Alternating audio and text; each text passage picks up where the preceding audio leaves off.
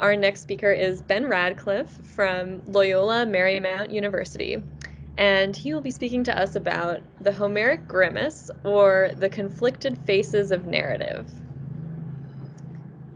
Well, thanks so much to Adrian and Chiara for putting together this wonderful conference. So I'll be reading, as Chiara just said, the Homeric Grimace, or the conflicted faces of narrative. The head, according to Deleuze and Guattari, is included in the body, but the face is not. For the authors of A Thousand Plateaus, the human face doesn't simply express the inner condition of the body, but like a mask, projects or fabricates a sense of inward depth and identity. This paradox, that the face is ontologically antecedent to the self that it expresses, also figures in the work of the psychologist Sylvan Tompkins. He regarded the face as the seat of the affects. It's where we consciously experience responses like anger and shame. But the face can also respond to external stimuli, and especially to other faces, even before we're consciously aware of the stimuli. Affective experience is doubled. As an action of the body, affect is also the mimesis of the same action on the surface of the face. Through this self-doubling, affect gains a narrative quality. The face is a stage or staging ground where affects appear even as or even before the subject feels them. In this paper, I'm interested in the facial affects of characters in the Iliad and the Odyssey. The portrayal of Homeric faces is usually understood as a device of characterization. Smiles, glances, scowls, and tears deepen our understanding of characters' complex attitudes and social calculations. Without disputing this commonsensical view, I think that affect theory entails a certain shift in perspective. A character's face can become a scene within a scene, a stage on which the affects enter, interact, and exit without simply or immediately expressing an inner state of the character concerned. A more direct relation emerges between faces and the surrounding narrative, without the mediation of character. The face becomes a narrative microcircuit that interferes with and forms feedback loops with the encompassing circuit of the plot and the affects that the plot engages. At a certain limit, the face of a character can assume an uncannily doubled quality, appearing not as their own face, but as the face of the narrative itself, a stage for the affective tensions and dynamisms at work in the story. I'll argue that these moments are especially apparent when characters produce conflicted facial affects, or grimaces.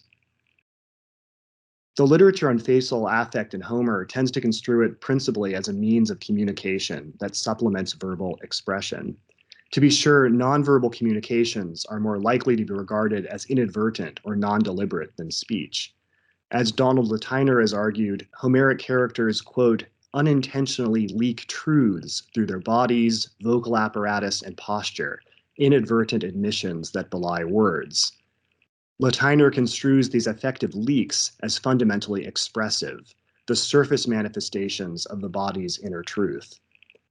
As a tool for literary criticism, however, affect prompts us to conceptualize the body not only as a closed, albeit leaky, container, but as an assemblage of somatic forms distributed over the surface of the narrative. Alex's work on Homeric gesture is an example of an approach that complicates this container view of the Homeric body. Actions like running, reaching, falling, and standing belong to a repertoire of somatic formulae that have their own logic and momentum, and that sometimes interfere with the trajectory of the narrative. Homeric bodies are fundamentally poetic bodies, whose gestures are shaped by the capacity of language to carry and transmit somatic forms. Eugenie Brinkema has called for a similar repurposing of the body in the use of affect theory in film and media studies. Developing Deleuze's position, she regards affect in the first instance not as a subjective sensation, but as a displacement or perturbation of form, exteriorized in the text itself. While we're used to supposing that narrative, diction, characterization, and so forth can express or provoke affects, Brinkema argues that they can have affects in themselves. Affect becomes above all a kind of force that form exerts on other forms. I'll be discussing how certain Homeric faces can pick up and amplify formal disturbances, affects, in the structure of Homeric narrative. At the same time, I want to consider how the affective permeability of the face can interfere with the insistent realism of Homeric characterization. That is, the Iliad and the Odyssey are generally committed to a certain verisimilitude in their portrayal of characters as actually existing persons shaped by the fully realized worlds that they inhabit. The poems usually give us enough information about characters' psychology and perceptions to synthesize realistic explanations for their facial affects.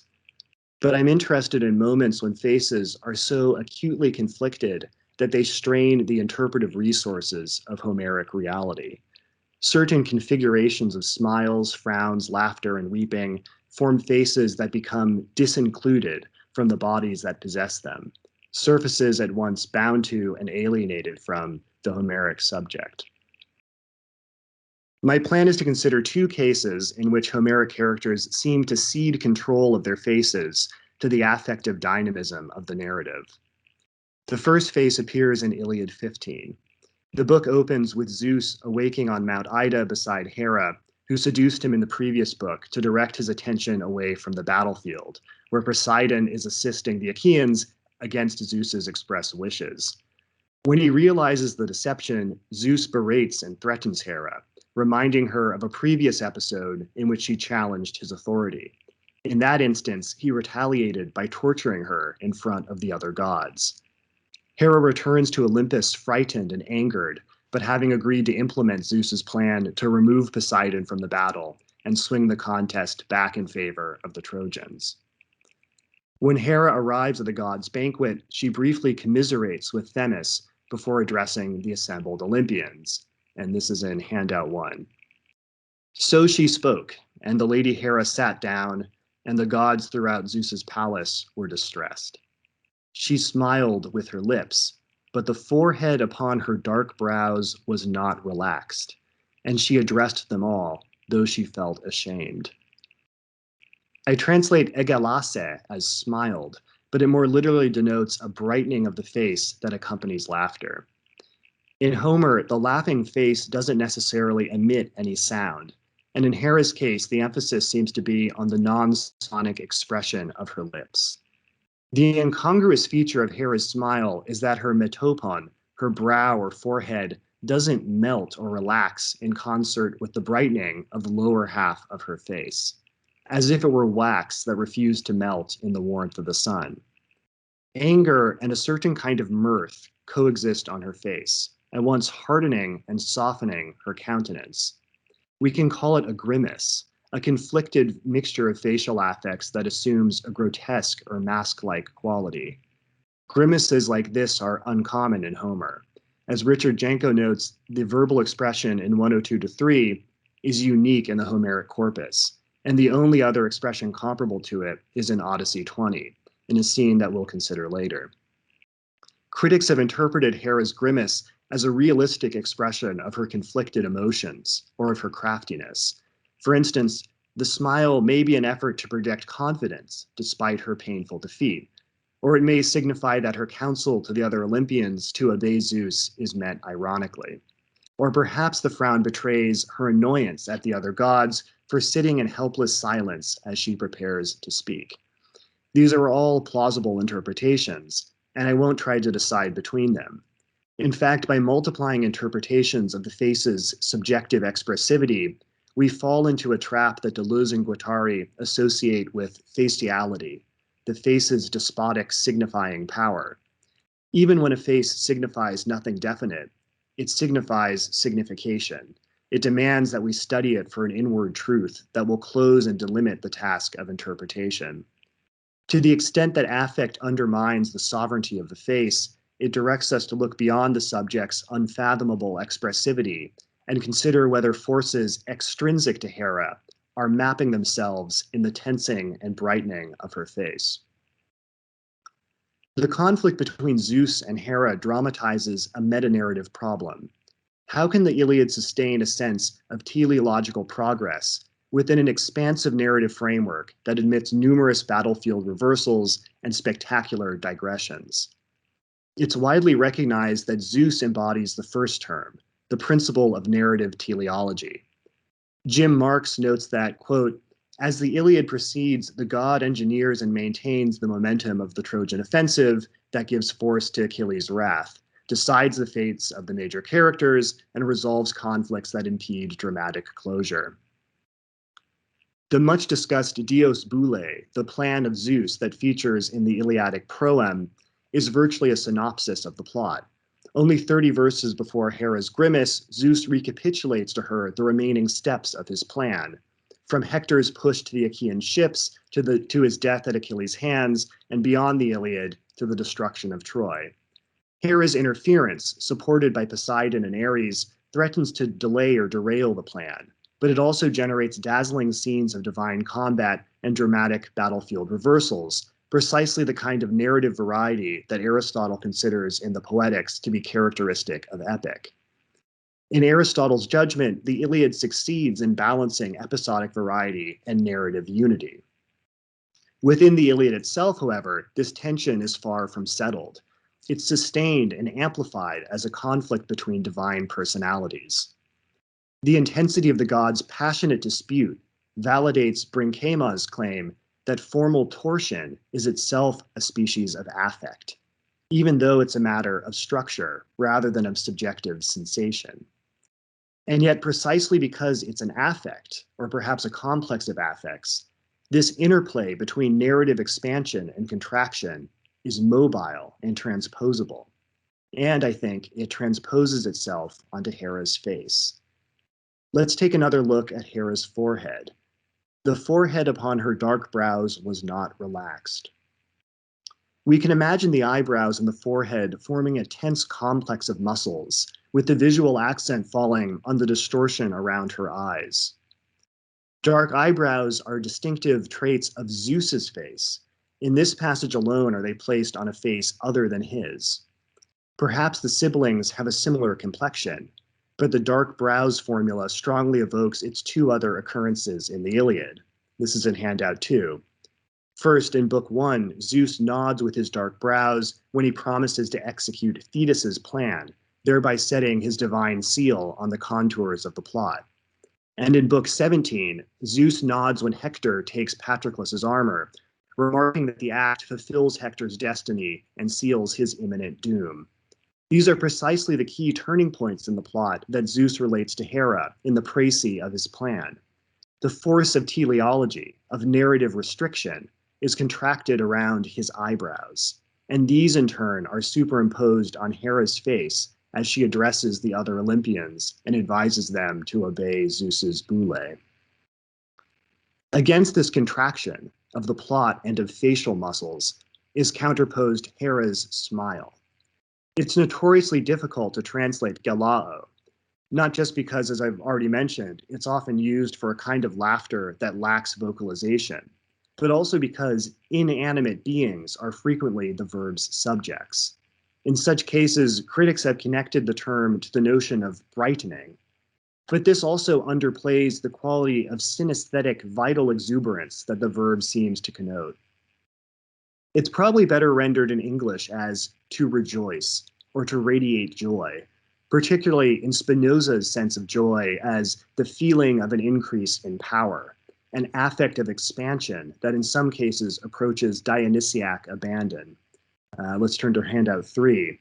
The earth rejoices, gelase, as the Achaeans stream away from their ships, energized by Achilles' return to battle in Iliad 19. Zeus's palace rejoices, gela, in the proem of Theogony, as the muses pour forth their inexhaustible voices.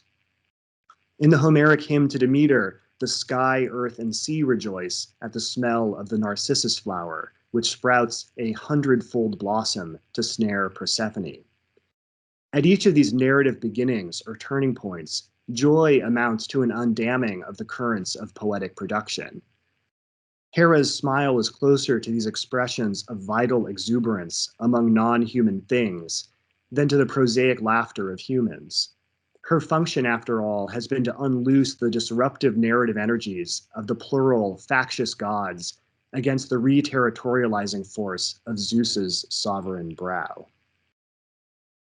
The non-human quality of Hera's expression is underscored by the strangely redundant phrases, "she smiled with her lips," and "the forehead upon her dark brows." The phrases focus on external features, on the materiality of the face as a muscular surface, rather than on its subjective depth. Indeed, the passage repels our efforts to decode the intentions behind Hera's face. In the speech that follows her grimace, she advises obedience to Zeus, but at the end, she drops a reminder about Ares' son, slain in Book 13. This provokes Ares to arm for battle, and only Athena's intervention restrains him and prevents a disastrous confrontation with Zeus. At once smiling and frowning, Hera both restricts and stimulates the narrative. These impulses aren't reconciled at the vanishing point of subjective identity. Hera wears a mask that, to use Deleuze and Guattari's formula, does not hide the face, but is the face. Her grimace approaches the root sense of the word. In handout 4, grimace is derived from French grimace, a funny face, ultimately through some twists and turns derived from a Germanic root grima, makeup, which is in turn the source of English grime, as in dirt covering the face.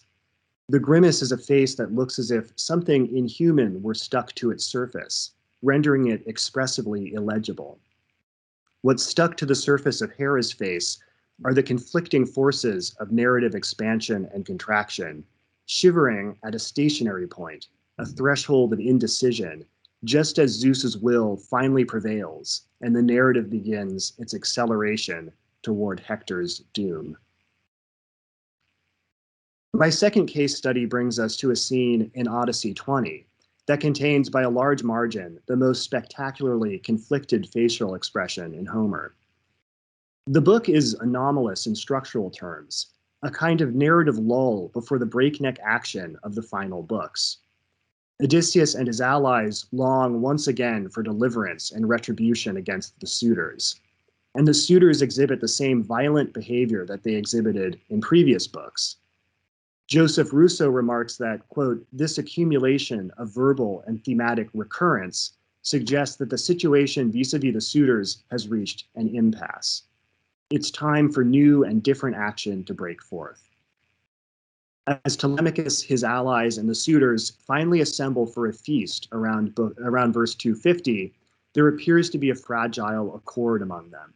The suitors have, at least for the moment, set aside their plot to murder Telemachus, and they initially tolerate the presence of Telemachus's guest at the feast, Odysseus in disguise.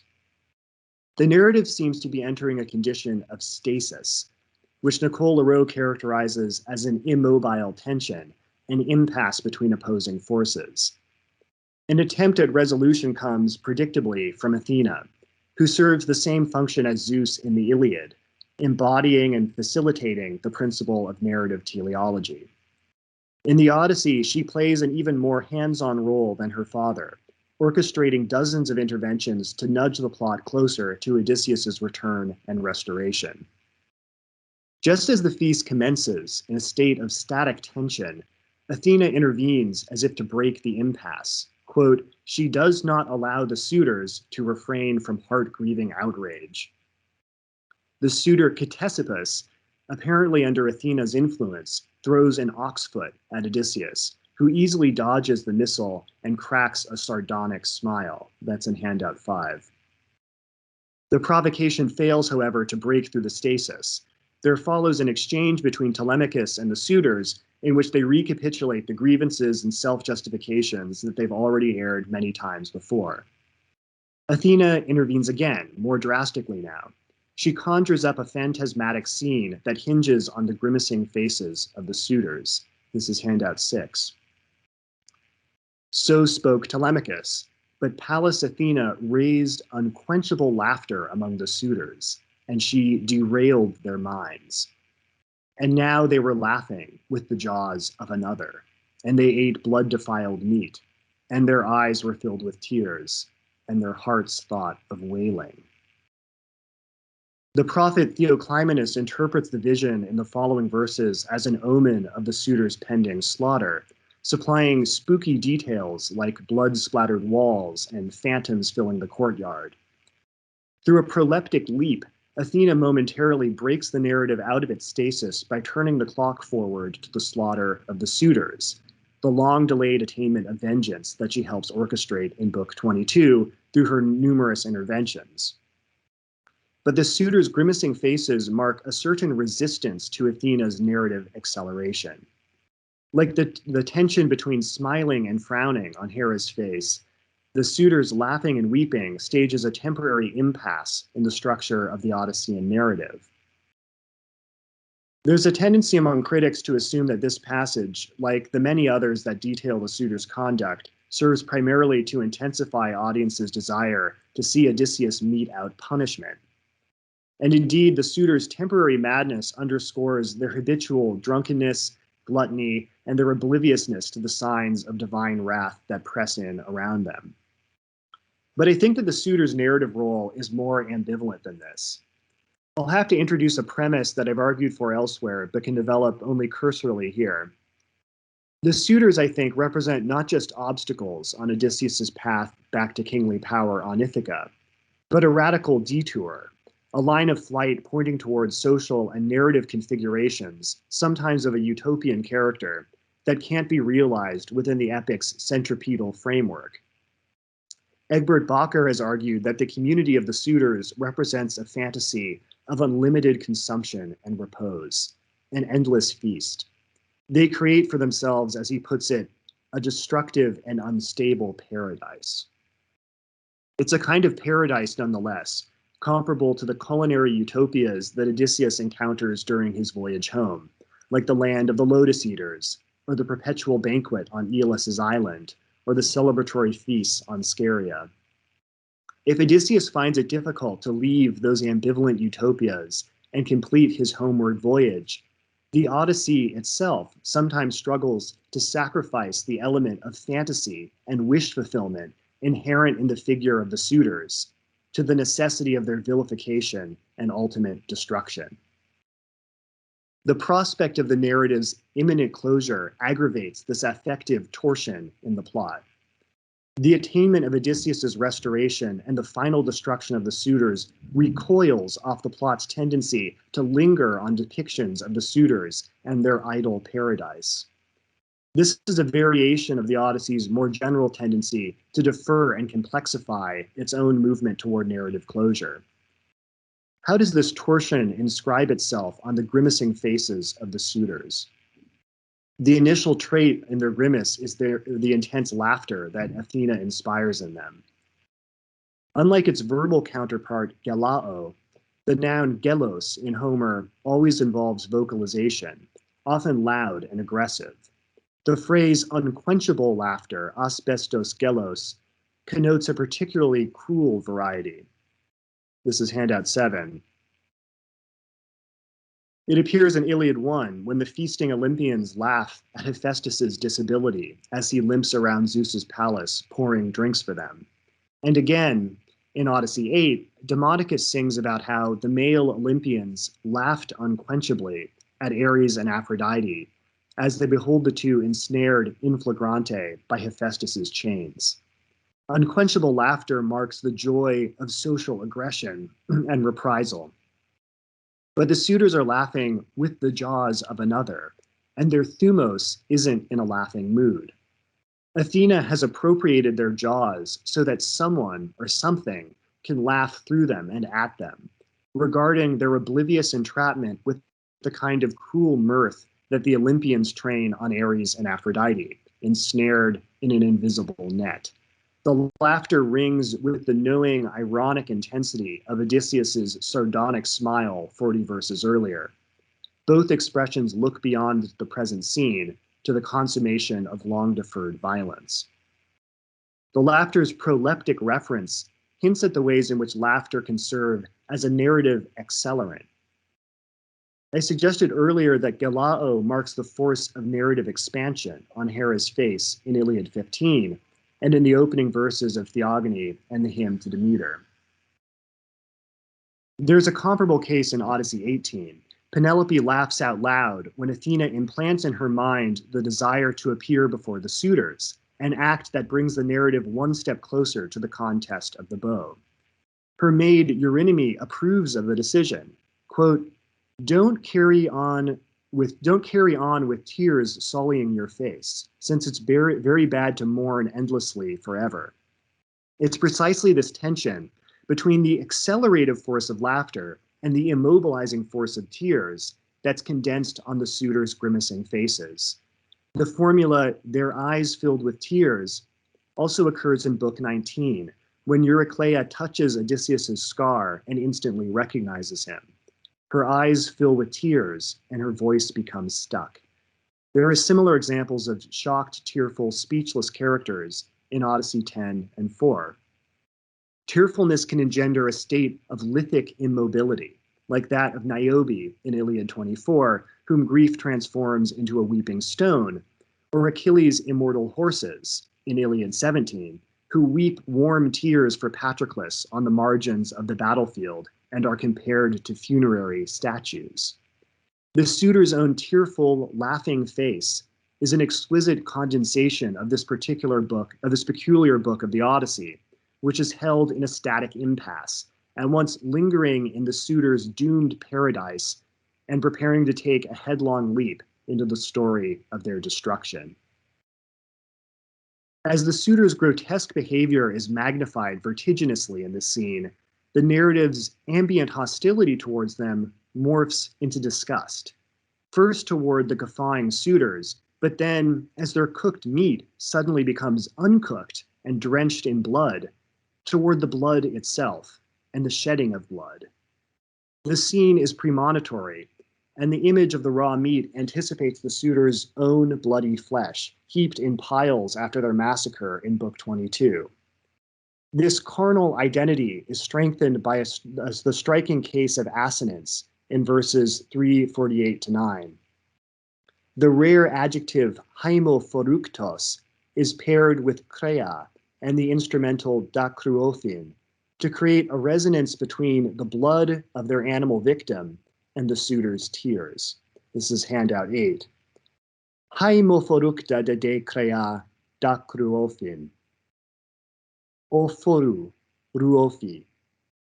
De krea dakruo. The sonic conflation of the blood-defiled meat with the suitor's tear-filled eyes marks a point at which disgust and anger toward the suitors becomes indiscernible from pity. Disgust in the blood, pity in the tears, and perhaps the other way around. In his book on the paintings of Francis Bacon, Gilles Deleuze observes that Bacon's painted figures express a distinct kind of pity with their melted plastic bodies, which often resemble slabs of meat hanging from hooks. Handout 9. Pity the meat. Bacon doesn't say pity the beasts, but rather that every man who suffers is a piece of meat. Meat is the common zone of man and beast, their zone of indiscernibility. The hallucinatory vision in this scene cultivates pity for the suitors not as entitled, violent aristocrats, but as suffering flesh. Pity for the animal life in them and in us, and for the animal's dream of leisure and abundance, cut short by the revenant patriarch, Odysseus. In the scenes that I've considered from Iliad 15 and Odyssey 20, conflicting narrative forces of restriction and relaxation, acceleration and immobility reach a momentary impasse and superimpose themselves on the faces of characters. Their grimaces become scenes within scenes, giving muscular expression to the virtual forces of narrative, exterior to the psychology of Homeric subjects. Are these grimacing faces faces? Not in the sense that Zeus and Odysseus have faces, with a commanding brow and a knowing smile that captivate and unify the plot. In the grimacing complexions of Hera and the suitors, we encounter a movement by which the face is partially dismantled, momentarily releasing lips, brows, forehead, eyes, and jaws from the organization of the face and the faciality of narrative. Indeed, in this sense, the grimaces don't simply represent the narrative in miniature. They stage a possibility that passes beyond the limits of Homeric narrative as it's actually constituted. The obscure possibility of reorganizing epic as a flat multiplicity of affects and forces without a center, of facial traits without a face. Thank you.